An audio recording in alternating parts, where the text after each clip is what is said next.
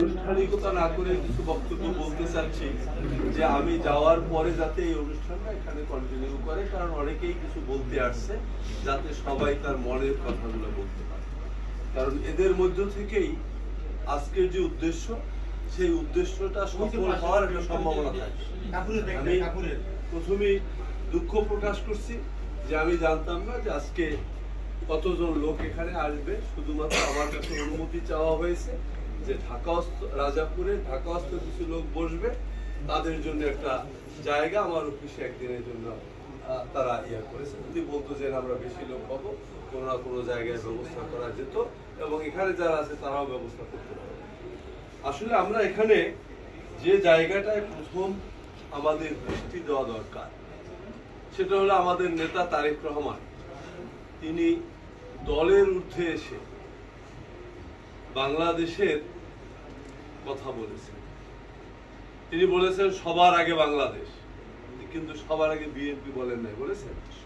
তাহলে আমরা যারা বিএনপি কে বিশ্বাস করি, তাদের মধ্যেও এই চেতনা আসা দরকার যে তারেক রহমান বলেছেন সবার আগে বাংলাদেশ।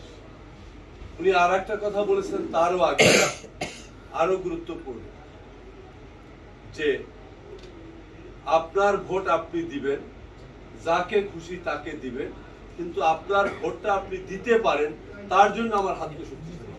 উনি কিন্তু ভোট চান নাই, চেয়েছেন এই কথাটার মধ্যে, উনি ভোট চান নাই, যে আপনার ভোট আপনি দিবেন, যাকে খুশি তাকে দিবেন, কিন্তু আপনার ভোটটা আপনি দিতে পারেন, এই জন্য আমার হাতকে শক্তিশালী করেন।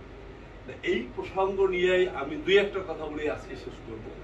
সেটা হলো যে আসলে আমরা জানি গত 17 বছর বাংলাদেশের রাজনীতিতে একটা নতুন ধারা চলে এসেছে। এই ধারাটা বাংলাদেশের স্বাধীনতার আজকে কত বছর? প্রায় 56 বছর। এই 56 বছরেও আমরা এই 17 বছর বাদ দিলে আমাদের সমাজটা ছিল একরকম, এখনকার সমাজটা গত 17 বছরে তৈরি হয়েছে আর এই 17 বছর বাদ দিলে আমরা কিন্তু আওয়ামী লীগ, বিএনপি বা দল মত নির্বিশেষে সবাই ঐক্যবদ্ধ হয়ে একই জায়গায় বসতে পারতাম। শুধুমাত্র একটা গ্রুপকে আমরা একটু দূরে রাখতাম, যাদেরকে আমরা রাজাকার বা স্বাধীনতা বিরোধী বলি।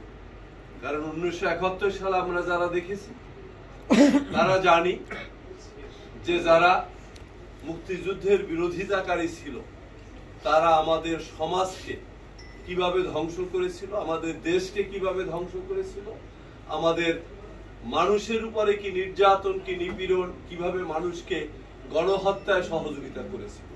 তাই মানুষকে যারা গণহত্যায় সহযোগিতা করে, নিশ্চয়ই তারা মানুষের বন্ধু হতে পারে না।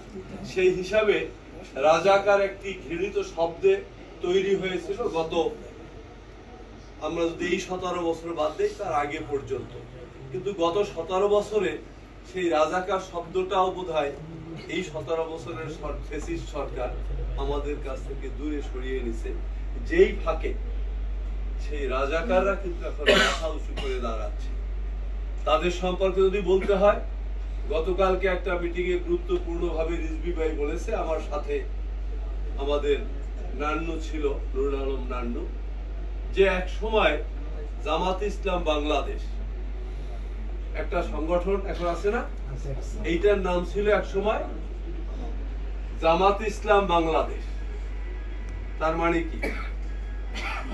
এখন আমরা বলি বিএনপি জালকাঠি জেলা শাখা, এটা কি সারা বাংলাদেশের বিএনপি বোঝায়? জালকাঠি জেলা শাখা। তার মানে জামাতের এটা একটা শাখা ছিল, এরা নিয়ন্ত্রিত হতো বাইরের কোন জায়গা থেকে, যারা বাংলাদেশের স্বাধীনতাকে আবারও বিপন্ন করার একটা চেষ্টা করতেছিল। এবং এর জন্য আমরা অনেকবারই দেখেছি তারা সেই অনুযায়ী কাজ করেছে।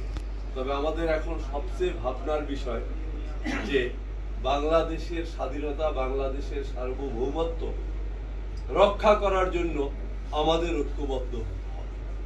তাই এখানে জামাল ভাইয়ের সমর্থক গোষ্ঠী নয়, এখানে বিএনপির সমর্থক গোষ্ঠীও আমি চাই না। কারণ আমরা যারা ঢাকা থেকে এখানে আসছি, আমাদের সেই রাজাপুরের পরিচয়টাই আগে হোক না, তারপরে কেউ বিএনপি করতে পারি, কেউ জামাত করতে পারি, কেউ জাতীয় পার্টি করতে পারি, কেউ আওয়ামী লীগ করতে পারি। সেই জায়গাটা আমাদের পরের পরিচয় হোক। প্রথমত আমরা রাজাপুরের লোক, সেই রাজাপুর থেকে যারা এসছি তাদের মধ্যে কতটা আমরা ঐক্যবদ্ধ হতে পারি সমাজ বিনির্মাণে। কারণ যে